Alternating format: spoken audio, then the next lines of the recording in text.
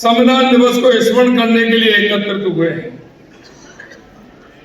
आज 26 जून और गुरुवार है। याद कीजिए 50 साल पहले भी 26 जून और गुरुवार ही था। ये संयोग है, लेकिन 50 साल पहले 26 जून की जो समय आई थी उसमें आपातकाल की कालिक लिपटी हुई थी। आपको हमारे गहलोत साहब ने बहुत बड़े संस्मरण सुनाए और मैं आप सभी भाई बहनों से कहना चाहता हूं कि जो सामने हमारे लोकतंत्र सेनानी बैठे हैं, इनके पास समय निकाल करके घंटे आधा घंटे आप बैठो। कई लोग कहते हैं, अभी कह रहे थे कि 50 साल इमरजेंसी को हो गए, लेकिन आप याद क्यों करते हैं? अरे कांग्रेस के लोगों में आपको कहना चाहता हूं, अरे इनकी तो पीढ़ियां याद करेंगी। वो याद इसलिए करेंगी कि इन्होंने उस दंश को झेला है। भरी जवानी में जब ये भारत मां का नारा लगा रहे थे, इनको जेलों में ठूस के डाल दिया गया था। अभी बता रहे थे हमारे ब्यास जी, दोनों उनके पिताजी और वो दोनों जेल के अंदर बंद थे। ऐसे कई लोग थे जिन्होंने तीनों भाई बंद हो गए, साथ में पिताजी भी चले गए। अरे उनका परिवार का ख्याल, उनके माता पिता का ख्याल, अरे आपने तो ऐसी दरिद्री की थी। अगर किसी लोकतंत्र सेनानी भाई का अगर जेल में बंद है, उसकी माता जी का देहावसान हो गया, उनके पिताजी का देहावसान हो गया, या उनके किसी बुजुर्ग का, बाबा का, दादाजी का हो गया, आपने उनको छुट्टी तक नहीं दी कि वो उनका दाह संस्कार करके भी आ जाए, दाह संस्कार करके भी आ जाए। क्या ये बात भूलने वाली है? क्या ये उनके बेटे को पता नहीं होगा? आने वाले उसके नाती को पता नहीं होगा? उसकी पीढ़ी को पता नहीं होगा? कांग्रेस के लोग कहते हैं कि ये भूलने वाली बात है। अरे पाप कभी भूला नहीं जाता है।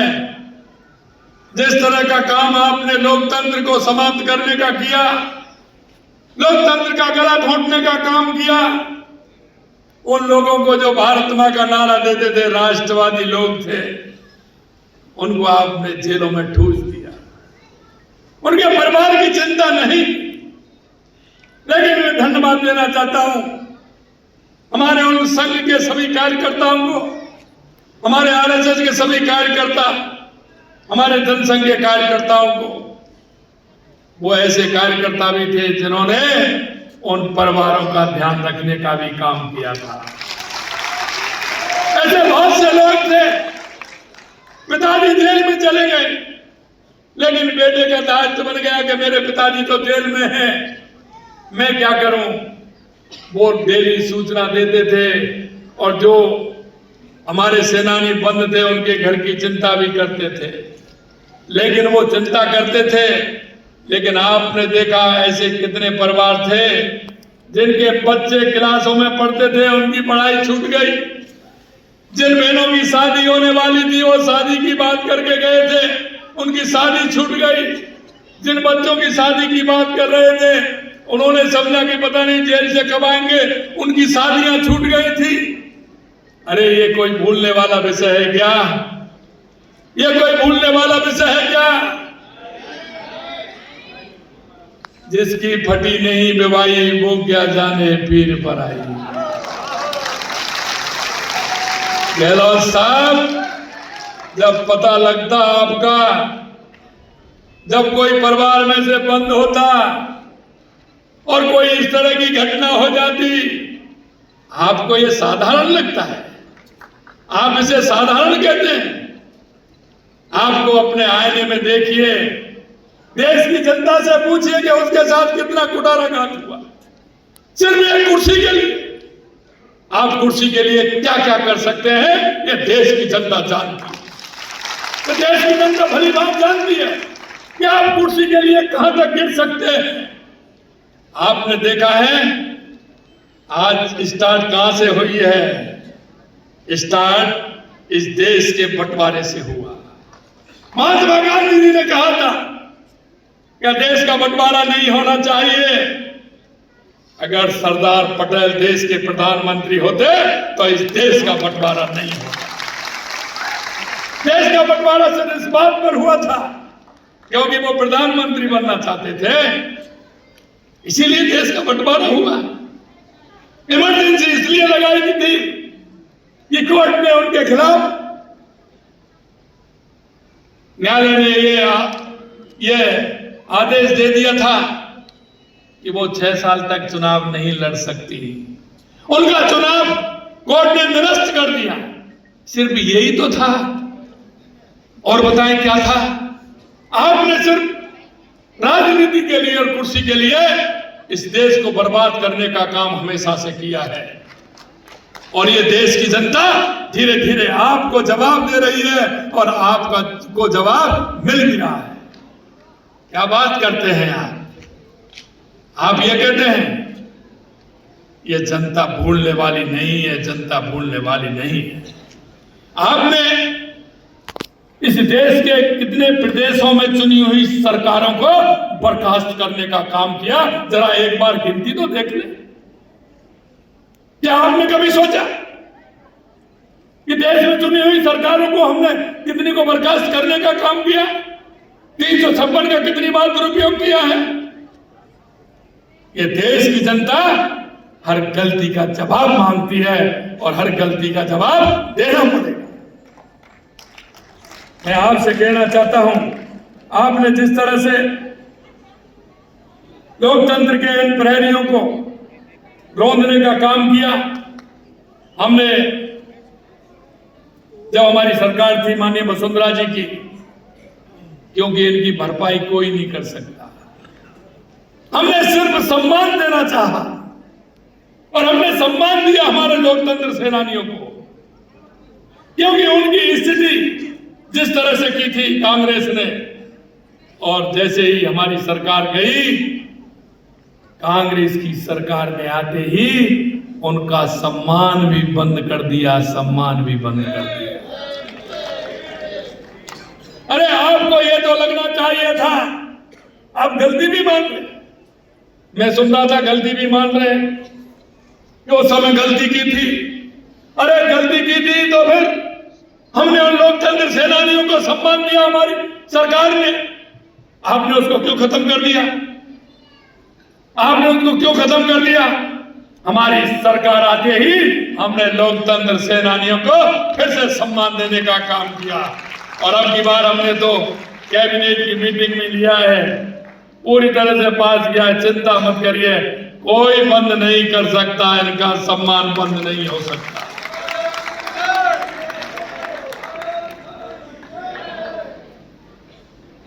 यही नहीं किया।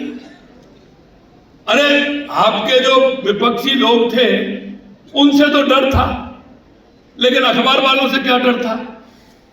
उनको भी जेलों में डाल दिया, उनकी प्रेस पर भी अंकुश लगा दिया, आमजन जो भी बोलता था उस पर भी अंकुश लगाने का काम किया, सेंसरशिप लगा दी गई थी, पत्रकारों को जेल में डाल दिया गया था।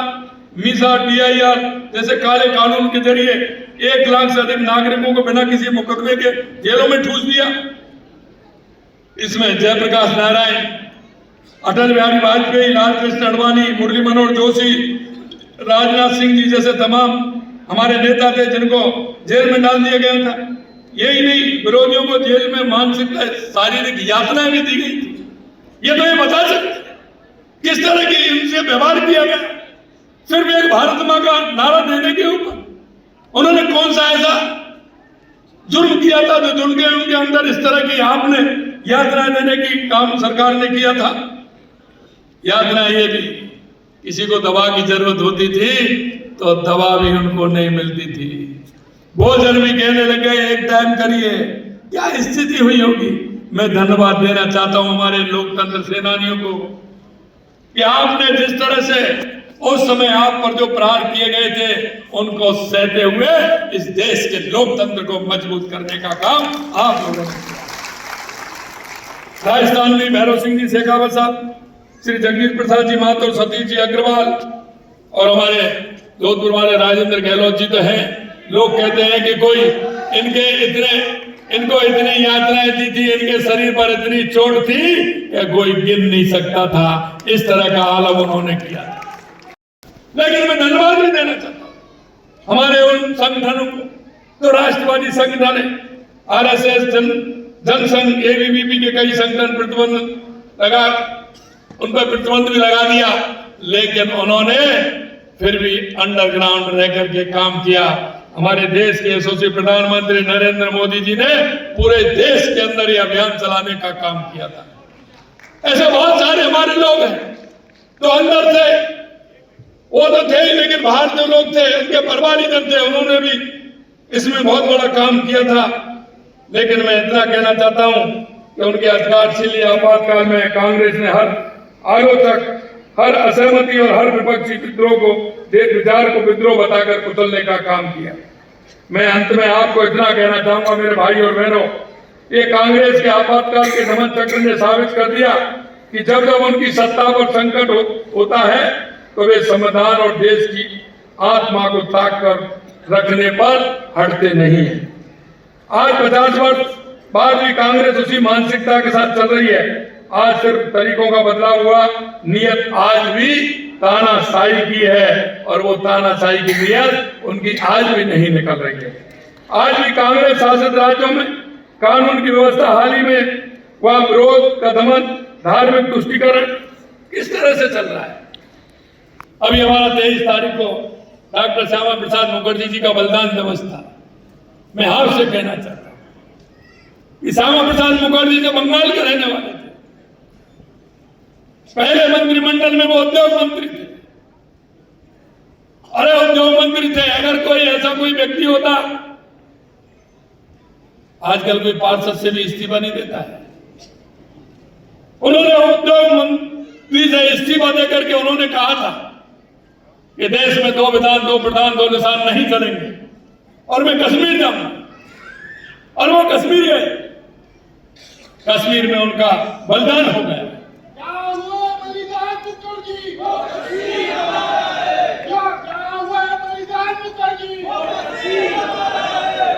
ये नारा नहीं था, ये भारत की आवाज थी। ये भारत की आवाज थी। हर गली से ये नारा निकलता था, जहां हुए बलिदान मुखर्जी, वो कश्मीर हमारा है और वो कश्मीर हमारा है, वो सारे का सारा है। मैं कहना चाहता हमारे लोगों ने कितना तप किया, कितनी तपस्या की है। आप कहते हैं कि इन्होंने क्या किया, आपको मालूम नहीं होगा, आपको मालूम हो भी नहीं सकता है। मैं इतना कहना चाहता हूं, आपातकाल में भी कांग्रेस का शासन था, राजस्थान में भी कांग्रेस का शासन था। ये बदलाव देख रहे हो, लेकिन अभी इनकी समझ में नहीं आ रहा है और इनकी समझ में आएगा भी नहीं। आएगा इसलिए नहीं कि जो पार्टी पंचायत से लेकर के पार्लियामेंट तक थी, पंचायत से लेकर के पार्लियामेंट तक थी, वो धीरे धीरे उनकी जमीन खिसकती जा रही है। उनको आइडिया ही नहीं लग रहा है, उनको आइडिया नहीं लग रहा, बड़ा दर्द होता है। मैंने कहा था कि 5 साल बनाम 1.5 साल, और मैं ऐसा नहीं कहता हूं, मेरे पास रिकॉर्ड है पूरा। मैं रिकॉर्ड से कहता हूं कि 1.5 साल के अंदर हमने कई क्षेत्रों में इतना काम किया है, वो 5 साल के अंदर कांग्रेस में नहीं हुआ था। लेकिन उनको अच्छा नहीं लगता, उनको अच्छा ये भी नहीं लगता है कि हमारी सरकार जब से बनी है 7 सीटों पर विधानसभा के चुनाव हुए, 5 जीते। और अभी आपने देखा 15 दिन पहले निकाय और पंचायत के 35 चुनाव हुए, भारतीय जनता पार्टी 27 जीती। फिर कांग्रेस वालों को जमीन नहीं दिख रही है, ये समझ नहीं सकते। और इसलिए मैं कहना चाहता हूं कि अभी तो दर्द होगा, ये तो अभी स्टार्ट हुआ हूं, अभी तो दर्द होगा, भयंकर होगा, क्योंकि आपको आपकी सारी बातें आगे भी आएंगी। राजस्थान की जनता को, देश की जनता को जो आपने दिया है, वो देश की जनता आपको छोड़ने वाली नहीं है। आपको एक एक बात का जवाब देने वाली है कि आपने जो किया है वो आपको भरना पड़ेगा। ये भी मैं कहना चाहता हूं। भ्रष्टाचार के मामले में जब भी गांधी परिवार पर आंच आती है तो कांग्रेस लोकतंत्र के खतरे को बताता है, शोर मचाती है। याद कीजिए, यही भाषा इंदिरा गांधी ने अदालत से आयोग घोषित होने के बाद अपनाई थी। आपातकाल में दिल्ली में भी कहा, मैंने जैसे कहा, कांग्रेस की शासन थी। और अभी आप देख रहे हैं कांग्रेस वाले जा रहे हैं संविधान बचाओ। अरे तुम क्या संविधान बचाओगे? तुमने जो संविधान बनाने वाले का भी सम्मान नहीं किया।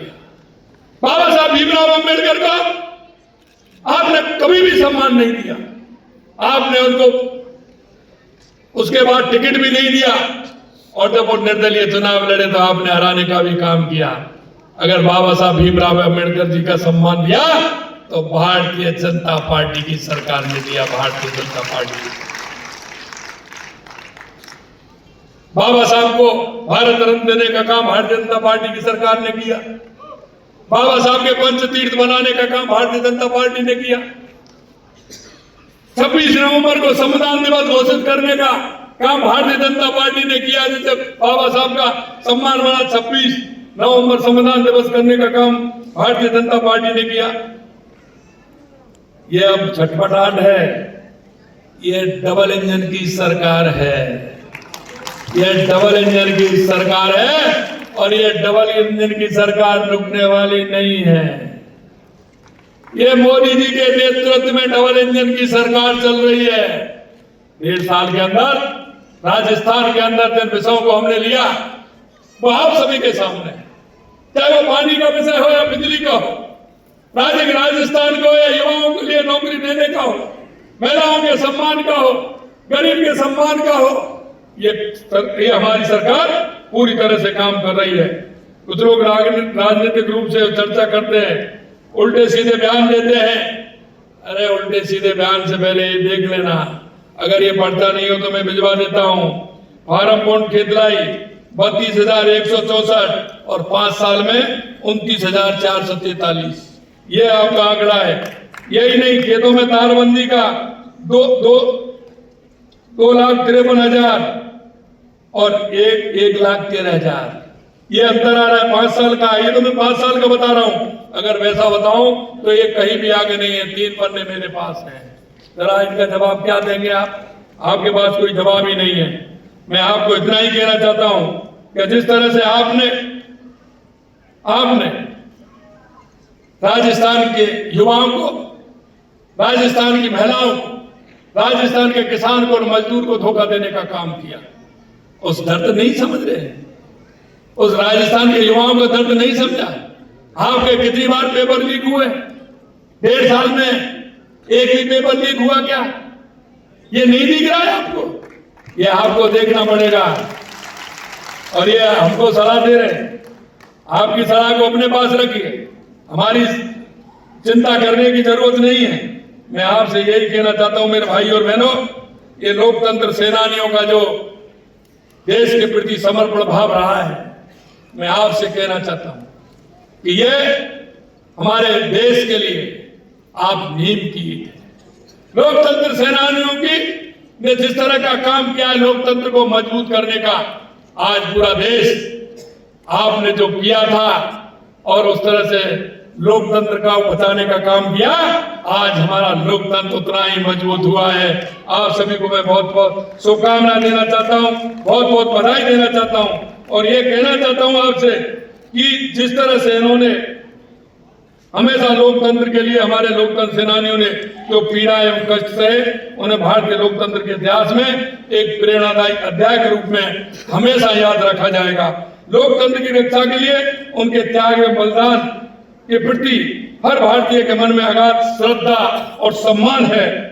आइए आज के इस अवसर पर हम सब मिलकर संविधान लोकतंत्र की रक्षा का संकल्प लें और हम सभी ये प्रण लें, लोकतंत्र संविधान और स्वतंत्रता की रक्षा के लिए सतत प्रयत्नशील रहेंगे।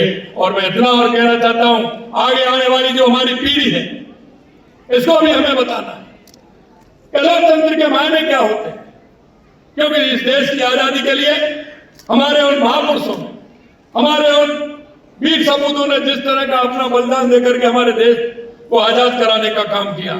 मित्रों, इस देश हजारों सालों की गुलामी का दंश झेला, हजारों सालों की गुलामी का दंश झेल रहा था।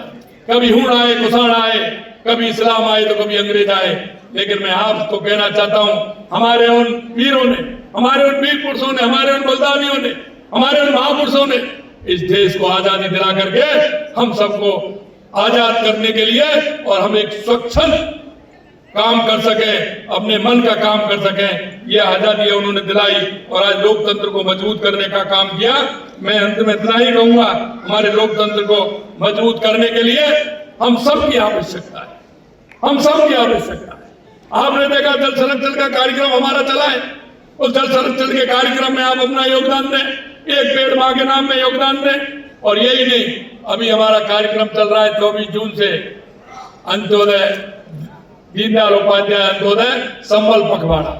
और संबल पखवाड़े में हमारे ग्रामीण क्षेत्र के काम हो रहे हैं। हम अंत्योदय के उन कामों को करना चाहते हैं, गरीब के काम को करना चाहते हैं, और उनके काम को करके आप अपने पास में, पड़ोस में, अपने वार्ड में, क्योंकि इसके बाद शहरों में भी चलने वाला है, यह भी ग्रामीण क्षेत्र में चल रहा है तो शहरों में भी चलेगा, पट्टा देने का काम भी उसमें होगा।